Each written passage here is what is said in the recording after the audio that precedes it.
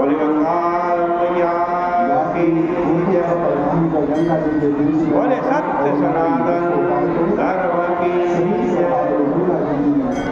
पतित पावनी कलिमल हारिणी अपने सामान की सुरक्षा करें, मोक्षदायिनी मंगलकारिणी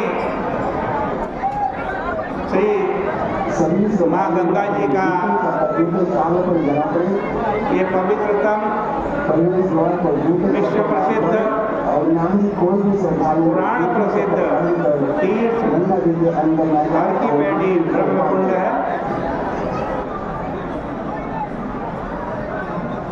श्रीमद् भागवत जी की चर्चा प्रारंभ कर रहे हैं। अभी तक दशम स्कंद के 30 अध्याय आपके सामने गए। 31वें अध्याय में गोपी गीत है। जब भगवान गोपियों के मध्य से अंतर ध्यान हो गए, तब गोपियां भगवान को खोजने लगी, ढूंढने लगी। और भगवान के विरह में ये गीत गा। गोपियां यमुना पुलिन पर एकत्रित हुई और श्री कृष्ण का गान करने लगी। अंकल देखो, पहले वेणु गीत आया, उसके बाद प्रणय गीत हुआ। प्रणय गीत का अर्थ है प्रणयन गीत, जो हृदय को भगवान के योग्य बनाते। अब उनका गोपी गीत प्रारंभ होता।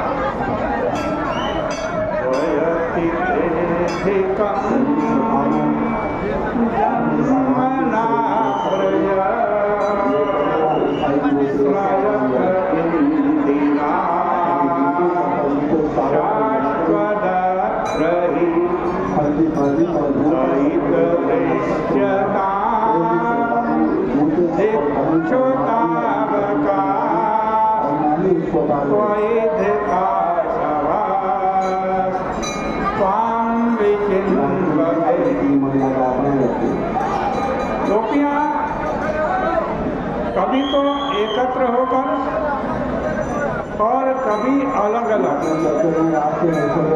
सब प्रकार से गीत गाती हैं। इकट्ठे होकर एक स्वर से गाए जाने वाले गान को समवेत गान कहा जाता। जैसे गीता जी का पहला श्लोक है, धर्म क्षेत्रे कुरुक्षेत्रे समवेता युयुत्सव।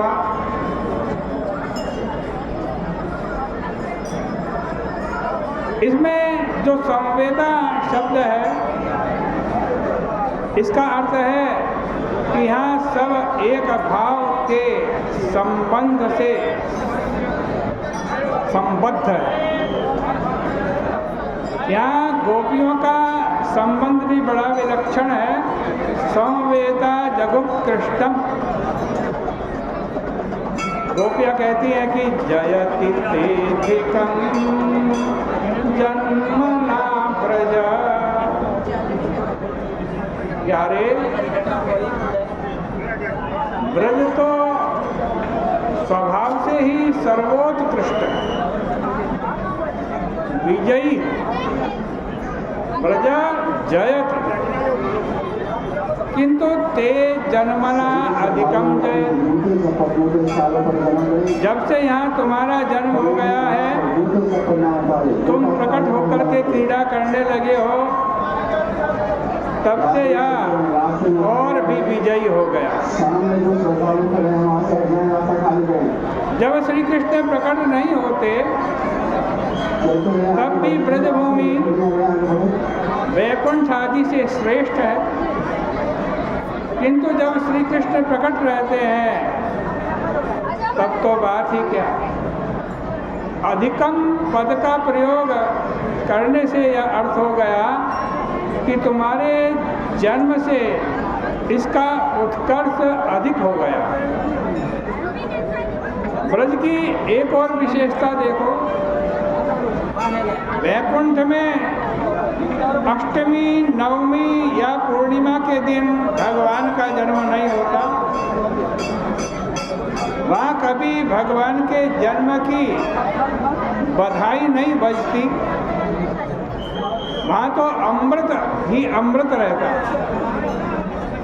परंतु ब्रज में भगवान जन्म लेते हैं और उनके जन्म की बधाई भी बजती है।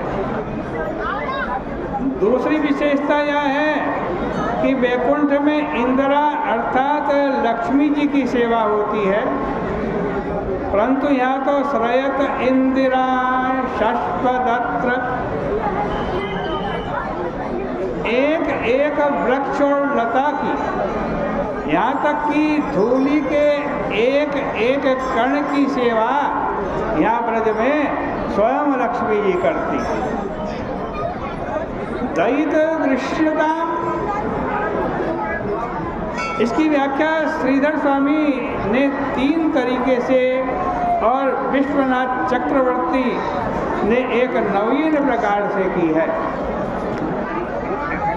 देखो, तुम्हारी गोपियाँ जिन्हें तुमसे बड़ा प्यार है, तुम्हारे अंदर अपने प्राण रख दिए, तुमको ढूंढती हुई डोल रही, कई धृता सवा। कहाँ गोपियों के प्राण? भगवान में रख दिए। भगवान के विरह में बड़ा दुख होता, उस दुख में मरण हो जाना चाहिए, परंतु गोपियां विरह में मरती नहीं। क्यों नहीं मरती?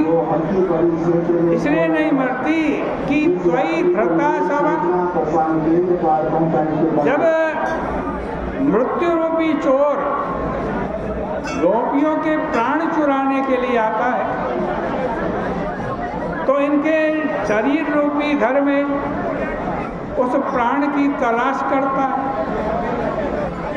तब यह देखकर कि ये अपने प्राण रूप संपत्ति को भगवान के पास रख कर के चली आई हैं, तब उस मृत्यु को बड़ी निराशा होती है और बारंबार लौट जाता है। इस प्रकार से श्रीमद् भागवत जी के 10वें स्कंध के 31 अध्याय के गोपी गीत का यह पहला श्लोक भगवान के श्री चरणों में अर्पित है। बोले कृष्ण कन्हैया लाल की जय।